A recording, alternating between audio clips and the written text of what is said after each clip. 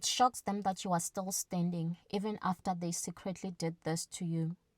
You are not supposed to be standing where you are right now, not after what they said, not after what they did, not after what they tried behind your back.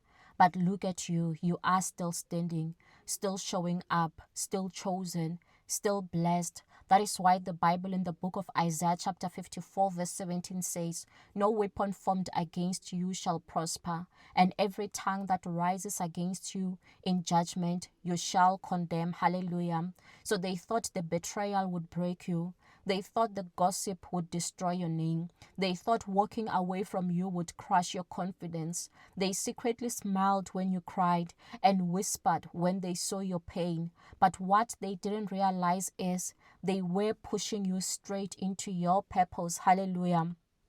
One, they did it in secret, but God saw it in silence. Hallelujah. So some attacks never came from enemies. They came from the familiar faces, people who pretended to care, but deep down couldn't stand your light. They tried to delay your destiny with jealousy and manipulation. But what they didn't know is that God was sitting in the meeting that they held against you. Hallelujah. That is why the Bible in the book of Genesis chapter 50 verse 20, it says, "You meant it for evil, but God turned it for good." So every secret blame, every word curse, every fake story they spread, God took it, flipped it, and used it as fuel for your next level. Hallelujah.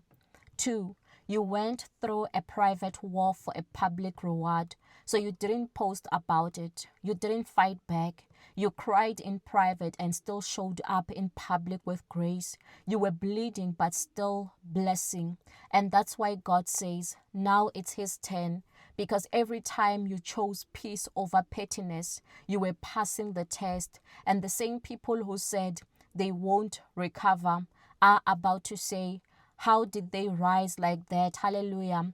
That is why the Bible in the book of Psalm chapter 23 verse 5 says, "You prepare a table before me in the presence of my enemies." Hallelujah.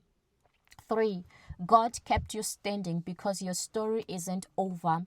So you thought that betrayal was the end. You thought that heartbreak was permanent, but it was actually a divine redirection, because sometimes God lets people walk out so He can walk in. They thought you were finished, but you were being refined. They thought the loss was final, but it was a setup for favor. And now what they did to break you, God is using to build your next chapter. Hallelujah. 4, your comeback will be your clapback. So you don't even have to defend yourself. Your success will spread. The same people who mocked your faith will soon need your prayers. The same ones who said they will never bounce back will be watching your blessing unfold. Hallelujah. That is why the Bible in the book of Micah chapter 7 verse 8 says, "Do not gloat over me, my enemy. Though I have fallen, I will rise." Hallelujah. So they laughed when you were crying, but now heaven is laughing because your elevation is about to be a public event. Hallelujah. 5, this is your standing season. You are still standing because God is not done yet. He preserved you for proof, to show the world that His hand is stronger than their hate. And this next move He's about to make in your life will silence every whisper. So get ready for, how did they get that house? Get ready for, who is he or she connected to them, that who connected them to that opportunity.